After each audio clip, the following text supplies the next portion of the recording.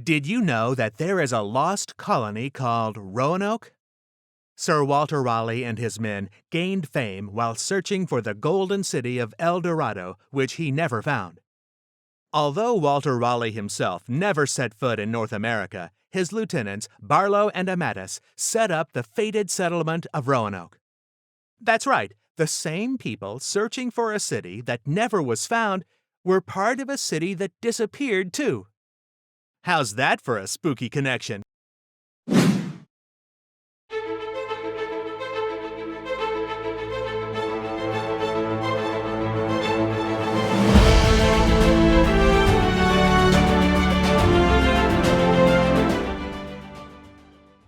The Great Convergence, the arrival of the English colonies in North America.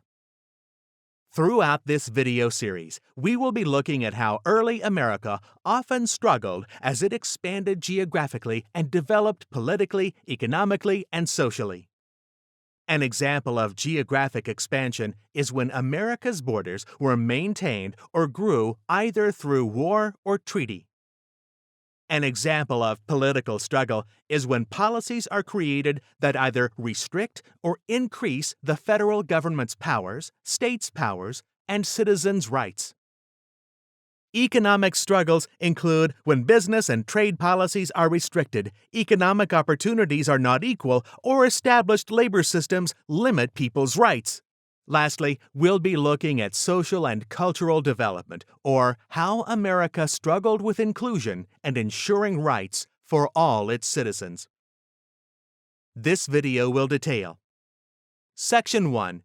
Social and Cultural Development. How a diverse population of settlers, Native Americans, and enslaved Americans resulted in a Great Convergence. Section 2. Economic Development. How the geography of the northern and southern colonies shaped the economies of each region. Section 3. Political Development. How American government, beginning in the colonies, has developed around democratic values with the primary goal to ensure people's rights and voice in government. This section will also analyze how early colonists struggled with inclusion for its diverse population, often denying equal access to the same opportunities. Section 1. Social and Cultural Development. A diverse population of settlers, Native Americans, and enslaved Africans resulted in a Great Convergence. There were a variety of Native American or indigenous peoples in North America prior to the European colonists' arrival. The different physical features across the continent required native tribes to adapt their housing, hunting, and agriculture to meet the conditions where they lived. Many who lived near the coast or other large bodies of water relied more on fishing and gathering, whereas inland people were more dependent on farming and hunting. Depending on weather patterns and geography, some Native American tribes were nomadic or semi-nomadic, while others were more settled. It is difficult to pin down the exact population number, but scholars estimate somewhere between 3 to 18 million people were living in all of North America during this period. The largest known city was Cahokia, which is located in what is now the state of Illinois. The vast majority of the native population died in the period shortly after the Europeans came, either from disease or warfare. In the 15th century, Europeans began traveling to the Americas, first in the areas of Central and South America and the Caribbean. Colonists came to North America from Spain, France, Britain, and Holland, the Netherlands. Spain was first, but the others soon followed. The European settlement of North America occurred primarily east to west due to the inability of Europeans to easily reach the western Pacific coast. The Spanish targeted both the east, Florida, and the west, where they came up from the western coast of South America. European expansion was slowed by the multiple mountain ranges, such as the Appalachian and Rocky Mountains, large rivers such as the Mississippi that divide the country, and the harsh winters in many areas. Astonished by the rich resources and vast lands of North America, Europeans were drawn to a newly discovered territory. Spanish settlers came for God, gold, and glory. In other words, they sent missionaries to spread Christianity and conquistadors to acquire riches and fame. Many other European settlers came over for new opportunities such as religious freedom, land, or jobs. Puritans, Quakers, and Catholics established colonies where they could freely practice their own religion. Some were sponsored by businesses that desired to earn a profit. They quickly began mining and establishing large plantations. This had the effect of depleting the natural resources much more rapidly than ever before. It also created a huge need for manual labor, leading Europeans to enslave Native Americans and later Africans who were brought over by force as workers. According to the Transatlantic Slave Trade Database, about 388,000 enslaved Africans were brought to North America from Africa. Of course, many more Africans were taken from Africa who perished on the way, and millions more were directed to South America and the Caribbean. The trip from Africa to the Americas was called the Middle Passage, and it took over a month by ship. Conditions for the enslaved Africans were incredibly crowded, unsafe, and inhumane. Scholars consider the colonial era a great convergence of three cultures in North and South America. Varying types of Europeans, Native Americans, and Africans were living on the same land together for the first time. This mixing of cultures also brought about a mixing of plant and animal life, along with disease and technology. For example, tomatoes and corn were new to the Europeans, who brought over horses and smallpox, among other things. Of course, only one of those groups was part of this conversion by choice, the Europeans. And there was actually much diversity within each of the three cultural groups as well. English colonists made up about half of the European settlers, and there were less than 10% each of French, Dutch, Irish, German, and Scottish colonists. Which participant in the Great Convergence of cultures participated by choice? Africans, Native Americans, or Europeans?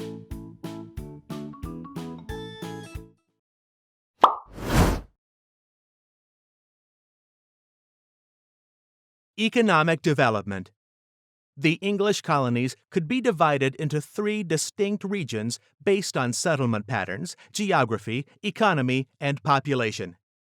In particular, the geography of each region shaped the economy, which helped determine the population of the area. In the northern colonies, the rocky soil and harsh weather made it rare to farm enough food to create an export crop. This meant that colonists in the north had to rely on other forms of commerce in order to survive. Ultimately, a commerce-based economy developed in the north, where there were many deep, protected harbors.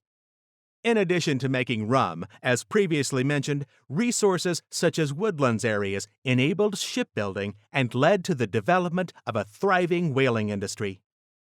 The long coastline offered many economic opportunities based on resources in the ocean. The region later took advantage of swift-moving narrow rivers, developing mills and factories that harnessed the power. The North became significantly more urbanized, had more cities, than the South. On the other hand, the weather was milder in the middle and southern colonies, and the soil was better, which enabled longer growing seasons. The economy was primarily agricultural, with farms growing oats and grains. There were also many fishermen, craftsmen, and merchants. Several major port cities became key stops for shipping routes, such as Philadelphia and New York. With the exception of Pennsylvania, which was founded by the Quakers, these colonies were initially founded as trade centers and continued to be so. The South was much warmer and well suited to growing crops that could be exported for cash. The land was flat and wide, with plenty of space for large farms, later called plantations. Cash crops, including tobacco, indigo, and later cotton, would drive the Southern economy. The large plantations these crops required also began to rely heavily on slave labor. There were far fewer cities because they were not as necessary to the agriculture-based economy, and space was plentiful. Though most typically think of the South as being involved in the slave trade, plenty of shippers in the North grew wealthy based on their involvement in the slave trade from the Caribbean. While inhumane, many colonists saw slavery as a necessary means for inexpensive labor, and exploiting African and native populations was culturally accepted in the early colonies. However, it's important to note that slavery in the northern colonies was banned as early as 1777 in Vermont, and by 1804, every northern state had set up gradual abolition laws. Test your knowledge. Follow the product. In this game, you will track the product as it appears on a blank map of the 13 original colonies.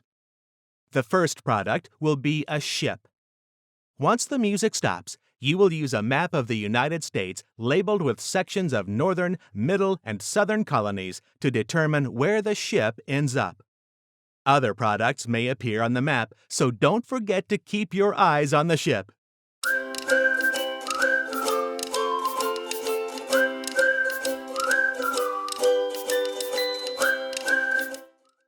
So, where does the ship end up?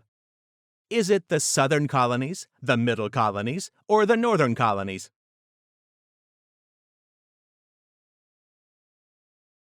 That's right, it was the northern colonies. This region had plenty of woodlands to provide the lumber to build ships, plus hundreds of miles of coastline and fast rivers that later powered factories. Let's try it again. This time, you're going to follow the cotton.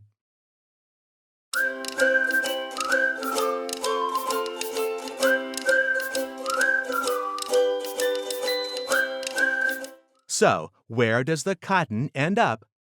Is it the southern colonies, the middle colonies, or the northern colonies? Yep, it was the southern colonies. Cotton requires a tremendous amount of land, which was readily available in the South.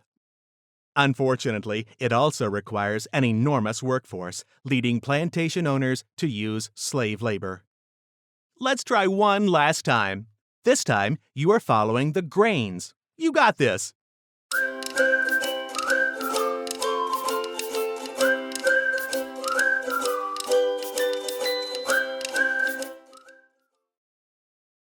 So, where do the grains end up?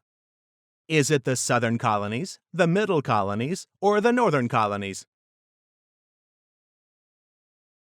Yep, it was the middle colonies. This region had a mixed economy, partly farming and partly trade. It lacked the large-scale plantations of the South, though, which made crops like grains more suitable to grow.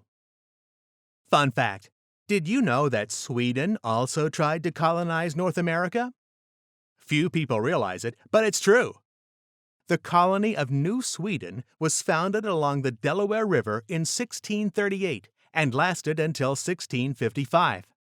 Today, that area is part of Pennsylvania, Delaware, and New Jersey. There were never many Swedish settlers there, but they did bring over an architectural style that stuck around: the log cabin. Political development. American government, beginning in the colonies, has developed government structures that attempt to preserve people's rights and voice in government. The Magna Carta, colonial charters, the Mayflower Compact, and the House of Burgesses set the stage for American democracy. Still, in many ways, early colonists struggled with how inclusive they wanted to be and how to manage the rights of their diverse population, often denying different groups access to the same opportunities. The American colonists built on the growing tradition of European and especially English political rights and limited government. The Magna Carta, signed in England in 1215, was the first formal document limiting the rights of a monarch and holding the monarch to abide by the law, too. In the 17th century, British colonies were established under charters that guaranteed them certain freedoms and established laws. These charters stated that colonists had the same rights as English people back in England, guaranteeing freedom of religion, persecution, and land ownership. As the Second Virginia Charter put it, Virginians shall have and enjoy all liberties, franchises, and immunities as if they had been born within the realm of England.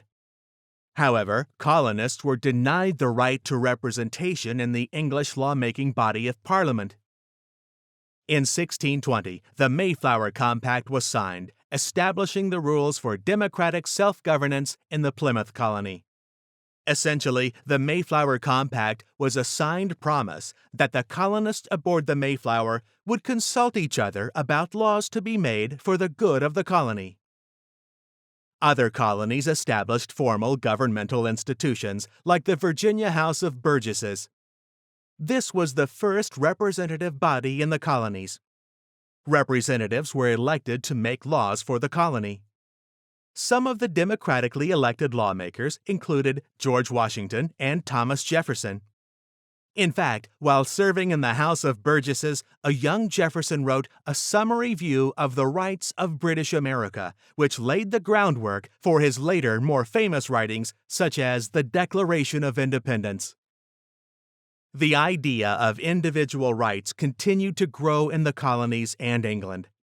In 1689, the King and Queen signed the English Bill of Rights, which guaranteed many of our rights today in the U.S. Bill of Rights. For example, it granted freedom from cruel and unusual punishment and free speech in Parliament. Many of the early leaders in the American colonies often wrote and talked about rights and freedoms.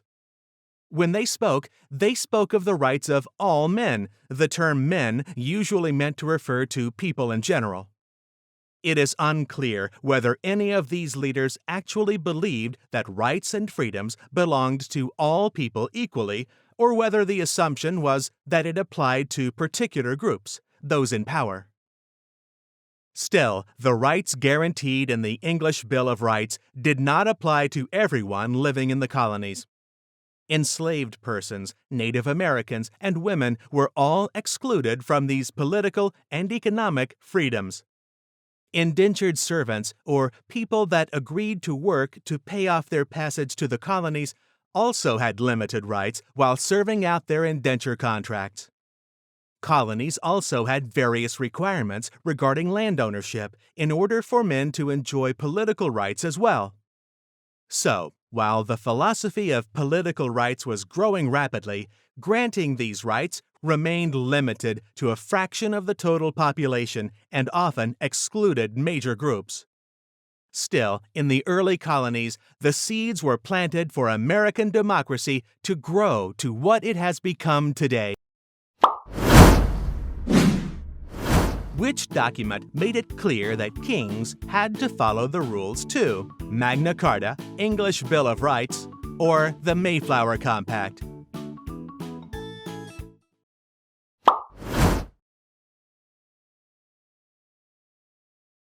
Today, the population of the United States is diverse in every way, including race, class, national origin, ethnicity, language, and religion. While government structures in the colonies laid the foundation for the nation's political development, America still struggles with equality and inclusion for all. The idea that all men and women are created equal is a banner from which Americans have derived and continue to fight for. As you can see, different groups of people alive at this time may have had different perspectives on what was happening. Consider this. In what ways do your income, ethnicity, or religious background influence your opinions?